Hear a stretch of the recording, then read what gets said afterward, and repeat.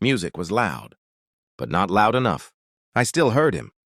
Bro, you actually let her handle the money? Brave man? Or just clueless? Laughter, glasses clinking, someone choking on a drink. I didn't turn, didn't blink. Just watched the ice melt in my glass like it was the most interesting thing in the room. My wife was standing beside him, too close, hand on his arm, not pulling away, not correcting him, just that tight smile she uses when something is technically wrong but socially convenient. He wasn't drunk. That was the problem. He wanted everyone to hear. He wanted me to hear. Another voice chimed in. Yeah, man, she runs everything. You just show up looking serious. More laughter. I nodded slowly, like they were discussing the weather. Inside, something old and quiet sat up, because this wasn't new, just louder. I'd seen the late-night group chats that stopped when I entered the room. The way her phone tilted away from me, always at the same angle. The way his name came up in stories where he didn't need to exist. Her guy friend. That soft, harmless label people use when they don't want to say backup plan. He stepped closer, smiling like we shared a joke. You're cool with it though, right? Modern marriage. Modern. I finally looked at him. Just long enough. His smile faltered first. Good. I took a sip, calm, measured. I trust her, I said. My wife exhaled, relieved. He grinned again, thinking he'd won. That's when I saw it. Her eyes. Not relief, fear. Tiny, but there. Because she knew something they didn't. I don't speak when I'm confused. I speak when I'm done calculating. And I had been calculating for weeks. Receipts, dates, locations she forgot. The hotel loyalty email that came to our shared inbox by mistake. The deleted thread I recovered from the cloud. His name wasn't saved. But his number didn't need to be. I didn't confront.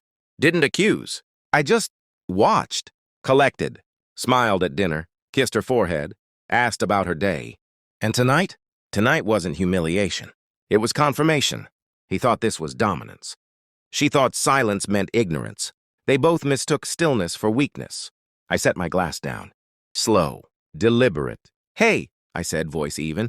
You should all check your phones. Confusion. Frowns. My wife froze.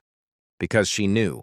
I timed it perfectly. Scheduled message. Shared album link. Sent to everyone at the party. Screens began lighting up around the room. Her hand slipped off his arm. He pulled his phone out. And the color left his face before he even unlocked it. I didn't smile. Didn't need to. Some reactions are louder than any words. Silence spreads differently when truth enters a room. It doesn't explode. It empties. The music kept playing, but no one was listening now. Just the soft glow of screens lighting faces from below. Like guilt had its own spotlight. A photo first.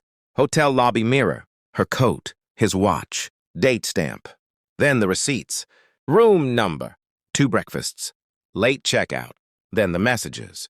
Not love. Worse. Comfort. Familiarity. Inside jokes that used to be mine. Someone whispered, "Oh!" That soft, horrified sound people make when entertainment turns into reality. My wife didn't look at me. She couldn't. She stared at the floor like it might open and save her. He stepped back. Once. Twice. Man, this isn't, he started. I raised a hand. Not angry? Just finished. Don't, I said quietly. He stopped. Because men like him only perform confidence. They don't own it. My wife finally spoke. My name, barely a sound. I looked at her like I was seeing a stranger describe someone I used to know. I didn't want to embarrass you, I said calmly. That landed harder than shouting ever could. Tears filled her eyes instantly. Not from love, from exposure. I was going to tell you, she whispered. I nodded. I know. That's what broke her, because lies survive on resistance. Agreement kills them. The room wasn't on my side. It wasn't on hers. It was just witnessing, and witnesses change everything. I picked up my jacket. No rush, no shaking hands. Just clarity settling where confusion used to live. You could have talked to me, she said, voice cracking. I paused. Looked at her one last time. I did, I said. You were just busy talking to him. Her breath hitched like she'd been struck. I turned to him. You didn't take anything from me, I told him. He looked confused. You just revealed what was already gone. That's the part cheaters never understand. Betrayal doesn't break things. It exposes the cracks that were already there. I walked toward the door. No one stopped me, because the power in the room had shifted, and everyone felt it. Behind me, I heard her cry. Not loud, small. Like someone who just realized the consequence isn't the fight. It's the silence after. I didn't look back. Some doors close with slams. Others close with understanding.